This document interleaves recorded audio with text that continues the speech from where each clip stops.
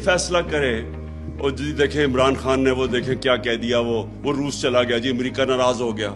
अच्छा जी उसने नरेंद्र मोदी को कह दिया कि वो हिटलर से इंस्पायर्ड है, देखें इंडिया को नाराज कर दिया। वो कश्मीरियों के लिए खड़ा हो गया, देखें जी वो क्या कर दिया।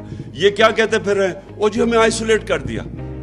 इनका मतलब ये है कि आइसोलेट ना कैसे होता है, उनके जूते पॉलिश करने शुरू कर दो, उनके पैरों में गिर जाओ। इनका मतलब ये है कि लोग इसको अच्छी फॉरेन पॉलिसी कहते हैं। ये फॉरेन पॉलिसी तो आप 50 साल से कर रहे हैं, तो अब तक तो पाकिस्तान को सुपर पावर बन जाना चाहिए था लोगों के जूते पॉलिश करके। कभी सुना है किसी कौम ने जाके अपने किसी और की जंग में 80,000 अपने लोग कुर्बान कर दिए?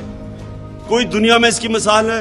ये उनके 3,000 से कम लोग मरते हैं, आपके 80,000 लोग मर जाते हैं, और कोई शुक्रिया तक नहीं करता, बल्कि हमें जिम्मेदार ठहरा देता है जो अफगानिस्तान में उनका फेलियर हुआ। और मैं जब ये कहता हूं कि पाकिस्तान ने तो तुम्हारे लिए कुर्बानियां दी हैं, और मुझे आगे से कह रहे जी ये ना कहो, अमेरिकी नाराज हो जाएंगे। मैं सिर्फ आपको ये चीजें इसलिए बता रहा हूं कि अगर इस तरह की हम अपने आप को जलील करके समझते हैं कि पाकिस्तान कोई पैर पे खड़ा हो जाएगा, गलत फहमी में ना रहे। हमने एमल कांसी को पकड़ा दिया, उसके वकील ने जाके वहां अदालत में कहा जी पाकिस्तानी अपनी वालदा भी बेच दे पैसे के पीछे, डॉलरों के पीछे। तो हमारी वजह से हमने जिल्लत कमाई, हमने अपने आप को जलील किया। उसको दूसरे को, एक रमजी यूसुफ, उसको पकड़ा दिया। रेमंड डेविस ने दिन दिहाड़े आके 2 पाकिस्तानियों को कत्ल कर दिया, वो चुप करके उसको वापस भेज दिया। फिर 400 ड्रोन अटैक कर दिए।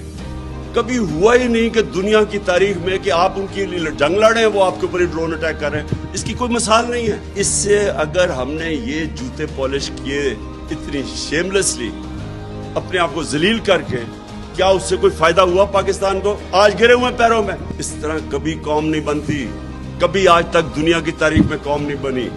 मैं बार बार मदीना की रियासत की इसलिए मिसाल देता हूं, वो पहले दिन मदीना की रियासत ही बन गई थी। उन्होंने जद्दोजहद की थी, उन्होंने मिलके, कम्युनिटी ने 2 जंगों के अंदर, जंगे ओहद और खंदक के अंदर, तो उम्मा को खतरा था कि वो बचेंगे भी या नहीं। फाके किए उन्होंने जब उन्होंने सीज की हुई थी मदीना की। नबी सल्लल्लाहु अलैहि वसल्लम ने 2 पत्थर पेट पे बांध के काम कर रहे थे, वहां कुर्बानियां दे रहे थे। कौमें कुर्बानियां दे के बनती है। भिखारियों की तरह भीख मांग के जूते पॉलिश करके कोई कौम नहीं बनी आज तक।